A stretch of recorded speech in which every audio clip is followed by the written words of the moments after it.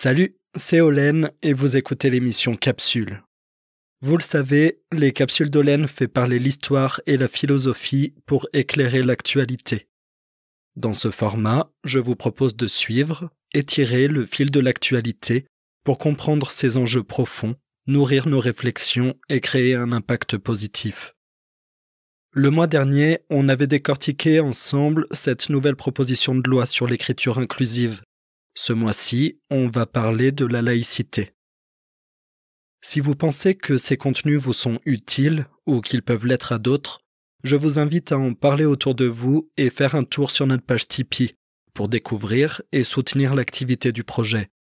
Et si vous voulez recevoir ces contenus dans votre boîte mail avant tout le monde, sélectionnez l'abonnement à notre newsletter d'autodéfense intellectuelle.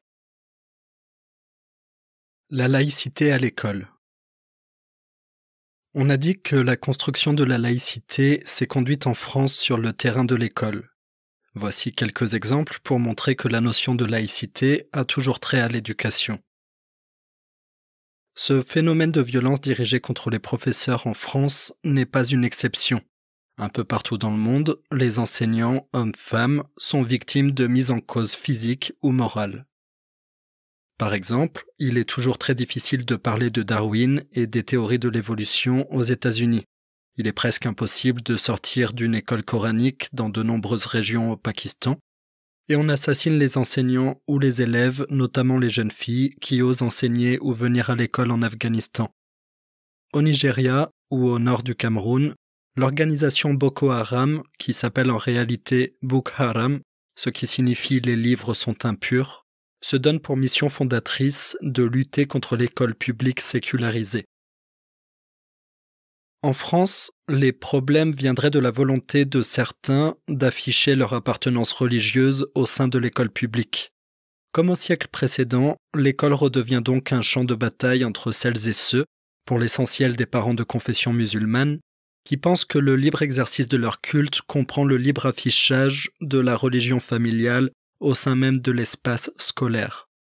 Et celles et ceux, pour l'essentiel des enseignants, des parents d'élèves libres d'attaches religieuses et une grande partie de la population française, qui pensent qu'une école accueillant tous les enfants ne doit pas tolérer de tels signes. À leurs yeux, en distinguant, ou plutôt en marquant, certains élèves, ces signes sont à la fois des facteurs de division et des instruments de prosélytisme. En France, le monde scolaire a affronté 3 grandes secousses, sous la forme de 3 affaires des foulards. La première, en 1989, débouchera sur un avis du Conseil d'État, estimant que s'il n'est pas ostentatoire et revendicatif, le port de signes religieux à l'école n'est pas, par lui-même, incompatible avec la laïcité. La deuxième, en 1994, aboutit sur la circulaire Bayrou, qui proscrit les signes religieux ostentatoires.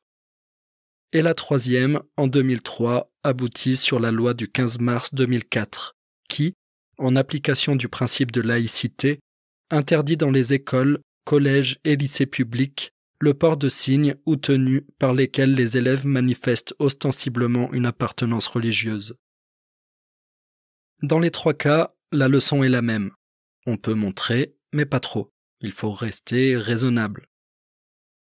Ça fait donc au moins 35 ans que les contestations du principe de laïcité à l'école sont régulièrement l'objet d'une inquiétude publique.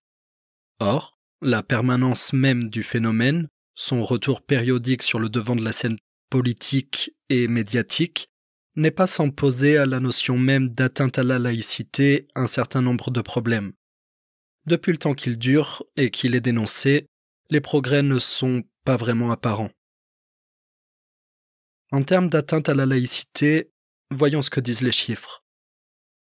Une enquête commandée à l'IFOP par la Fondation Jean Jaurès et Charlie Hebdo, publiée en janvier 2021, suite à l'attentat contre Samuel Paty et portant sur les contestations de la laïcité et les formes de séparatisme religieux à l'école, donnait déjà des résultats inquiétants.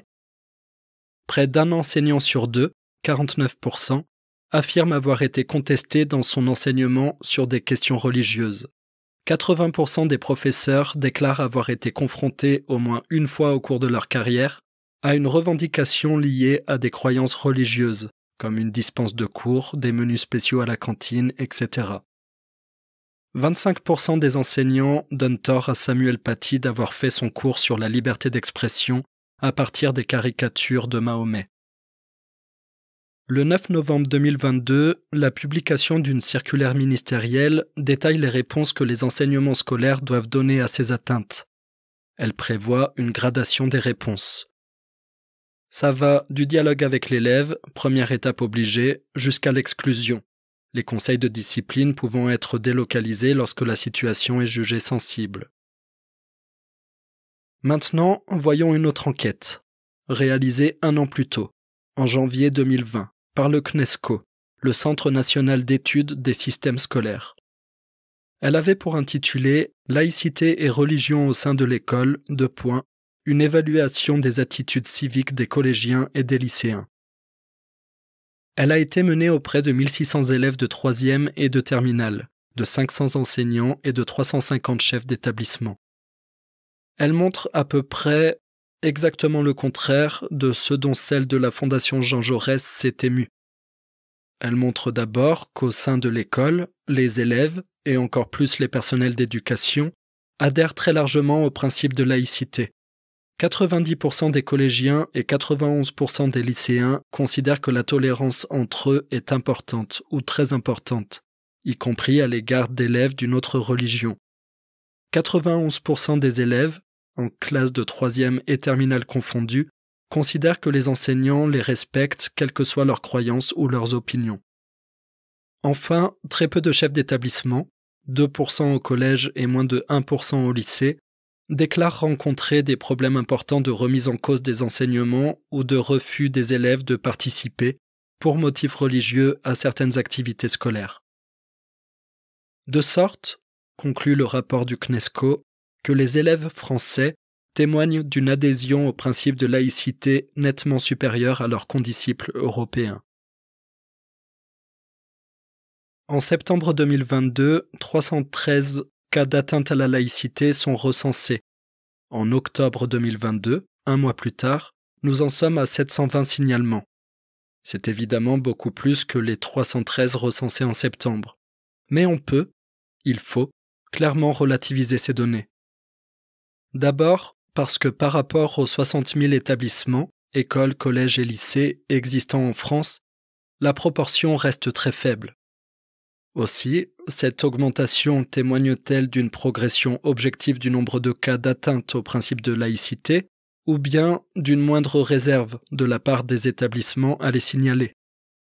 Ou encore, convient-il d'isoler les comportements identifiés comme atteinte au principe de laïcité d'autres manifestations de contestation en général d'un ordre scolaire, qu'un certain nombre d'élèves semblent avoir de plus en plus de difficultés à intégrer? Il serait aussi intéressant de savoir quels sont les contextes scolaires spécifiques dans lesquels ces contestations s'observent. Tous les établissements, y compris dans les zones sensibles, n'y sont pas également exposés. Ça permettrait de construire des représentations du réel beaucoup plus fines que celles proposées à l'opinion publique par un certain discours médiatico-politique et qui peuvent conduire à des dramatisations excessives. Les contestations de la laïcité existent indéniablement, et l'enquête de la Fondation Jean Jaurès n'est pas invalidée par celle du CNESCO. Mais disons qu'elle tempère sérieusement l'impression désastreuse laissée par celle-là, et elle invite à la prudence quant aux conclusions qu'on peut en tirer. Sans y être sourd, il faut mettre à distance le refrain angoissé qui, des territoires perdus de la République à l'enquête de la Fondation Jean Jaurès de 2002 à 2021, nous est chanté sans cesse. Gardons-nous de cette panique morale que la question laïque semble si souvent provoquer. Le concept de panique morale, d'ailleurs, que j'ai déjà mentionné tout à l'heure, a été forgé par le sociologue anglais Stanley Cohen. Il désigne une surréaction devant une condition, un événement, une personne ou un groupe de personnes désigné comme une menace pour les valeurs et les intérêts d'une société. La définition colle donc assez bien à l'émoi que provoque régulièrement le sentiment d'une laïcité menacée. S'agit-il d'un problème politique ou pédagogique ? La question se pose de savoir si les atteintes à la laïcité repérées ont toutes, et de façon univoque, une signification politique. On peut considérer que le problème a aussi une dimension éducative, appelant la mise en place de dispositifs pédagogiques pour rendre ces atteintes moins fréquentes. De quelle façon les élèves peuvent-ils s'approprier les règles de l'institution scolaire et éprouver la valeur des valeurs qu'elle se donne pour mission de transmettre? Allons même un peu plus loin.